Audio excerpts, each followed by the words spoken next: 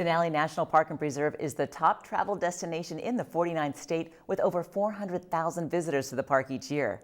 In this first of 3 installments this summer, Jamie Schwartzwald takes you into the park and surrounding area to give you an idea of what to expect if you visit Denali.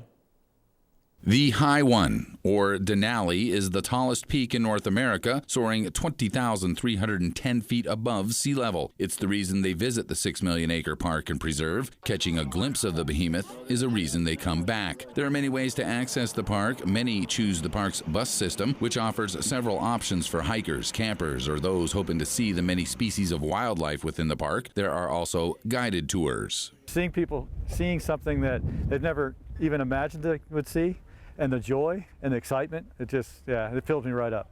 Jim Miller is in his 25th season driving the park road. For the last 15 summers, he's led the Tundra Wilderness Tour for Aramark, which also coordinates natural history, Kantishna experience, and windows into wilderness tours in Denali National Park. Miller does more than drive a bus. He spends time during the 5 to 7 hour tour describing the history and ecosystem of the park while pointing out Alaska brown bear, caribou, Dall sheep, or even the occasional red fox. Of course, they all want to see Denali, which is often hidden behind clouds. The mountain is so vast it often creates its own weather systems. Miller describes one of his more resilient visitors. She's been in the park for 11 straight years, never saw the mountain. She thought it was a marketing gimmick.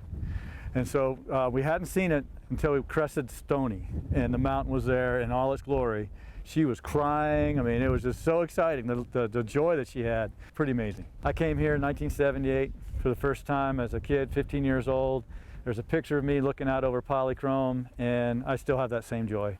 The tours are operated largely through Aramark's Denali Park Village, nestled along the Nenana River south of the park entrance, away from the stoplights and crowds of Glitter Gulch. We pride ourselves on the fact that we are a little bit removed from a lot of the town activity in that we can create a very a more remote and serene experience, especially here along the river.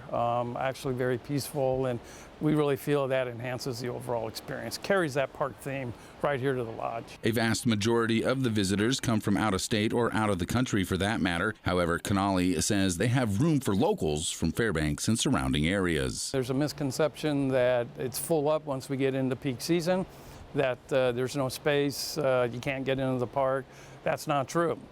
We have plenty of availability on select dates throughout the summer, as well as access into the park. During our July segment, we'll take a look at dining and entertainment options on the property. Jamie Schwartzwald reporting.